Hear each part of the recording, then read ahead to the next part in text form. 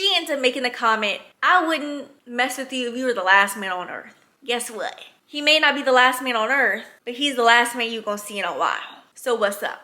Hey, welcome back to my channel. It is November 2025 and it's already time to give my 10 before the end.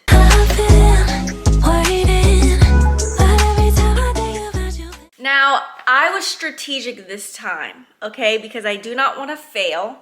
I'm normally pretty decent with, no, I'm normally pretty good with sticking to a TBR, but I stopped because I don't want to do that. I want to read what I want to read, but I made sure to be more strategic this time. So most of these books I've already started. I just hopefully want to finish them before the end of the year. However, I have my notes. They're stapled as well. Listen, very organized, okay? I do have them split by which ones I probably won't read, but I wanted to mention them, and then like ones that I've already started.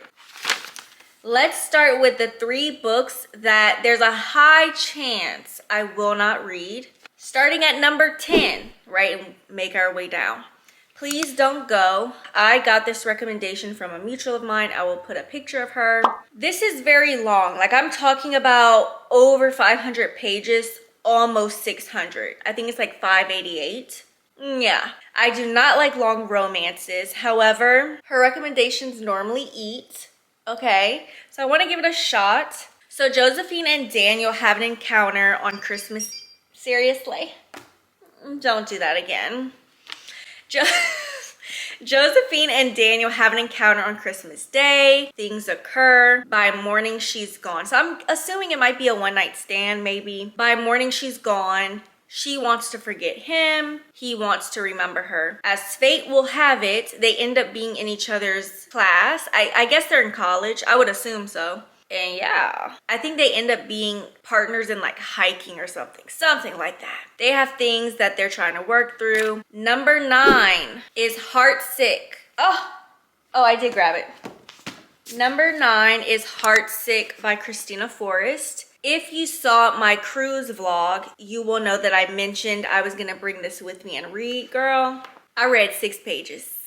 I did not read this. I ended up reading more on my phone with my Kindle books. So I obviously want to try and finish this. Now, I did technically start it, but I mean, 6 pages, come on now. This is also, and I'm going to mention that about a lot of these books. There are some authors who I've read all of their books, and whatever book I have left, I'm catching up. This is one of them. After I read this, I will be up to date. I have read every other book by Christina Forrest, and again, some other authors as well that I will mention. So we have 2 high school seniors, Margot and Isaac. They are exes. Margot works at some kind of company that created some kind of a pill that makes you forget your ex. Well, it erases a person's heartbreak. Margot works there. She ends up running into Isaac. He ends up coming in. I think he wants to take the pill because he wants to get over his heartbreak with Margot. However, they end up overhearing something, I think negative about the pill that no one really talks about, and I think they end up going on the run. I don't feel like reading the back. Pretty sure that's what happens. Then we have The Scammer by Tiffany D. Jackson. I have not started this. I'm nervous because I feel like I've heard mixed reviews about it. Some people love it. I saw one person say it was boring. No, that was about something else. That was about Please Don't Go. Someone DNF'd because it was boring. This one, I still have heard mixed reviews. Or I'm saying mixed reviews because on one hand, people enjoy it, and then on another hand, they don't really say whether or not they enjoy it, but they say that they hate or can't stand, is her name like Veronica? The FMC in here, whatever her name is, Jordan. They can't stand, is it Jordan? Now I don't remember. But it's a character in here that people can't stand. I'm like, ugh. We have Jordan, who's a freshman in college. Her roommate's ex-con brother ends up moving in to the apartment. I'm saying apartment. I'm wondering if this is a school, a college room. I forgot what you call it. College apartment. I don't think that's the word I'm looking for though. Anyway, and he starts taking over and controlling everyone and everything. Now, one thing that Tiffany D. Jackson is good at is taking a true story, like a real life case, and putting her own spin to it. She did it with, she says she didn't, but girl, She did it with grown, okay? She even mentions at the end that it wasn't about R. Kelly. Girl, you mentioned about the R&B singer peeing on somebody. Huh? How is it not about him? You know, or like making her own from the real life case. She's also done it with Monday's Not Coming. And I'm pretty sure she did it with this because I am 90% positive there's a true case. I think this was a couple of years ago. I want to say it happened in the UK. And it was a stepdad or a dad that moved in. You know what? I'm going to look it up because I'm so curious. College dorm. That's the word I was looking for. Dorm. Yeah, right here. The true story of Devil on Campus. Where's Larry Ray now? I'm going to read the NPR one. This is from 2022. Yeah, that's him. This is the case. I'll put a screenshot. So it was a dad. Now, where was this? Was this New York? So that was here. It wasn't the UK. So there was a dad who moved into his daughter's dorm room and he was convicted of abusing her friends.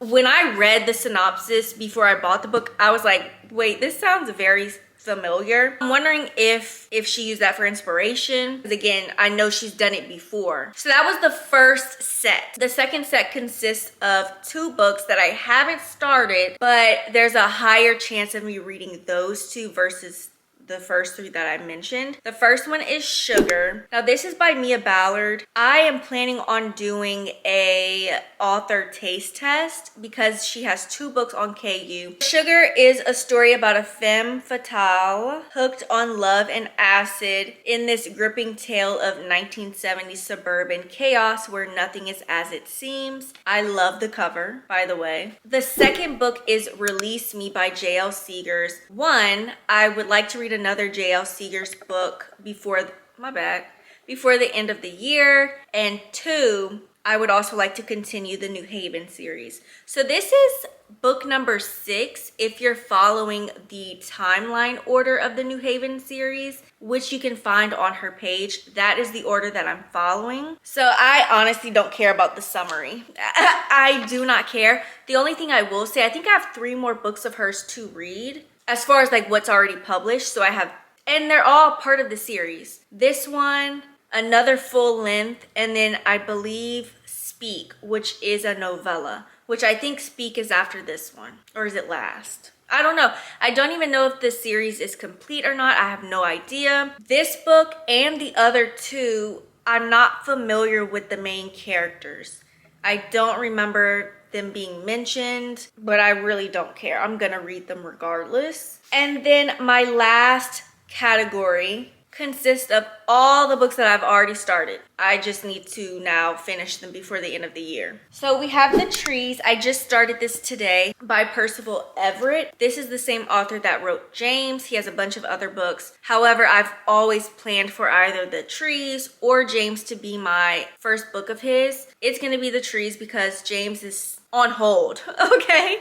I should have gotten it when I had the chance and I didn't. And then someone went ahead and grabbed it themselves. So I have it on hold. So we're going to start with The Trees. I wanted to do an author taste test as well, but I'm wondering if it's going to be vlog style or not because I did already start it. By the way, this book is sticky as hell. Like, I don't know who had this before. I don't even know if y'all can see. Like, look at that. You see all those shiny marks? It's sticky. I tried to take a Clorox wipe and wipe it down. Did not work.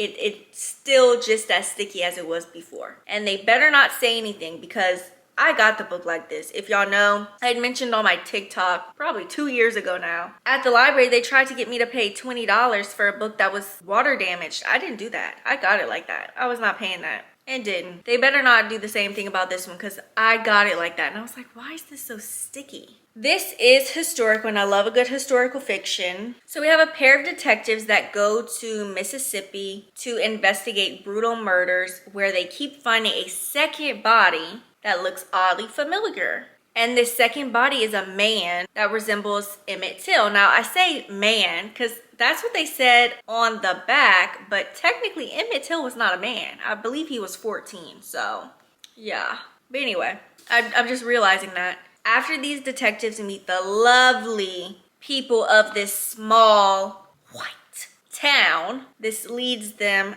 to suspect that these are killings of retribution. Funnily enough, similar murders have been occurring across the country. I'm very excited. I have already started this. I'm on page 16, chapter 4. The only thing that I'm nervous about, the chapters are very short. I'm talking about the book is 308 pages. There's 108 chapters. These chapters range from 1 page to like 3. I love short chapters in books. What am I gonna get from 3 pages in a chapter? So I'm wondering if the book is gonna come off too choppy for me, or when I start the new chapters, am I gonna think like, we didn't need a chapter break right here. It should have just kept going. So far, so good. I'm only 4 chapters of the way through, which is not saying much. A Witch's Guide to Magical Innkeeping. I am on page 26, chapter 3. For the past few months, I'll start a book, put it down, start another one, put it down, start another one. I don't care. So that's why there's a bunch of these that I'm really not that far into them. So this is about a witch who gets a second chance because I believe she lost her power. So she's getting another chance to get her power back. And she gets the help of some man named Luke Larson, who's a magical historian. This is the second book in a series. The first book is called The Very Secret Society of Irregular Witches. I enjoyed that book. Then we have Skulls and Stitches. This is by N.J. Weeks. This is the last book of hers that I need to read to be complete with her backlist. N.J. Weeks is a dark romance author. Okay, so if you're not into dark romance, don't read her because she's not for newbies. There is one book that I probably should not have read. I read it anyway, and I knew what was in it. It was at least in the epilogue, what happened. Yeah, I skimmed it. I think if she continues to write contemporary romance, I'm gonna love her contemporary romances. She only has 1 so far. Everything else is dark romance. This is loosely inspired by The Nightmare Before Christmas. It's some kind of dark and steamy romance. The only thing I will say is the book that I read before that one, I forgot what it's called. I feel like I should have read this one first. And I do believe that this one was published first. Just because the characters in this book, Sienna, and I forgot what his name is, they sounded familiar, but I never read their story. This is their story. So I don't know if maybe they were mentioned again in another book. Oh, the other book I think is called The Trap. I read that one. I should have read this one first. Skulls and Stitches. Y'all, I'm confusing y'all. My bad. I have started that one as well. I think I'm on chapter 1. There was a prologue. So I read the prologue. And then I'm on chapter 1, which is Sienna's chapter. The Last Man on Earth by Shay Sanders. I'm struggling through that one. I'm not gonna lie with y'all. I had started the book. I forgot how much I'm into it. I'm like probably a good 26% of the way through.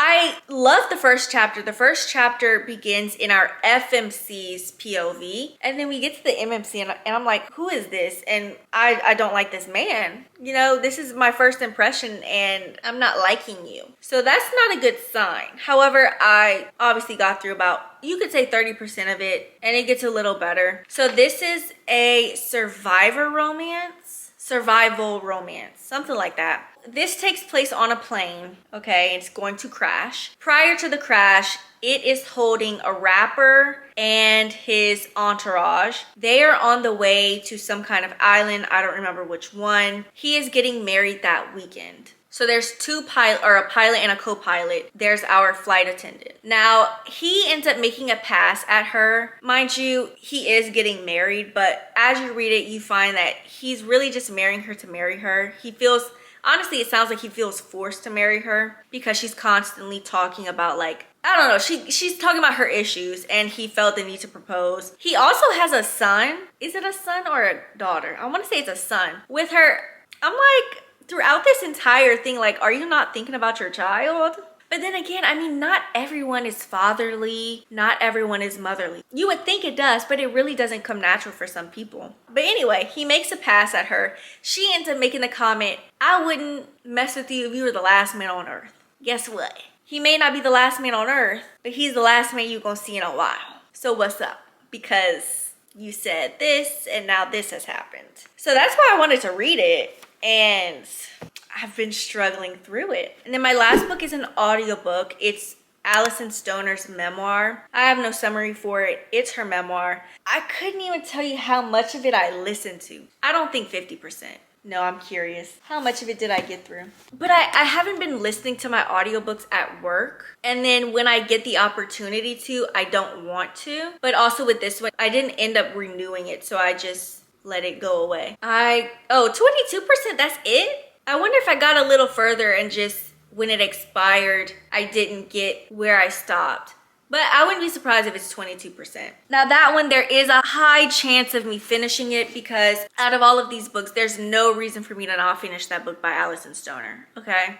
Unless, because I haven't gotten it back, so I wonder if I have to put it on hold because then that's gonna mess up my plans. Those were my 10 before the end. However, I do have some other books that I would like to mention. And these are all books that I have also started. I do not want to go into the new year with unfinished books from 2025. So these two are my physical books. This one is from the library. This is called Isha Unscripted. I am 46 pages of the way through. I would like to finish this. It's a romance. Looking for Love in All the Haunted Places. I am past the halfway mark.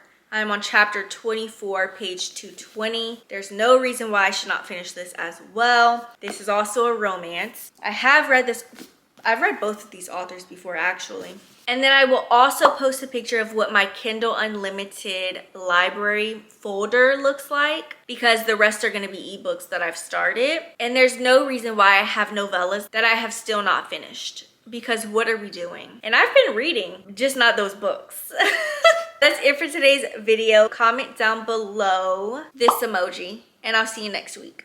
Bye.